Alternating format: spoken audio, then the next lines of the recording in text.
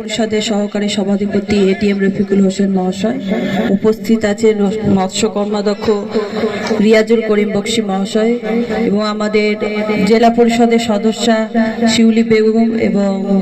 Abdul high কাকু রয়েছেন এবং আরও অনেকে প্রধান উপপ্রধান থেকে শুরু করে গ্রাম পঞ্চায়েতের পঞ্চায়েত সমিতির সভাপতি থেকে শুরু করে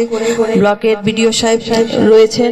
এবং জুনিয়াদা রয়েছেন এবং আরও অনেকে বিশিষ্ট সমাজসেবীরা রয়েছেন, সকলে উপস্থিত রয়েছে। এবং সর্বোপরি প্রথমে আমি যে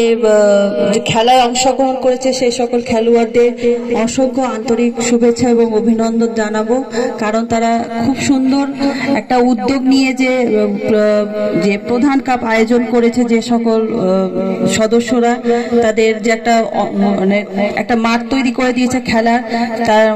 এই যে খুব প্রচেষ্টা সুন্দর, তাদেরকে প্রত্যেকে সাধুবাদ জানাবো। কারণ যারা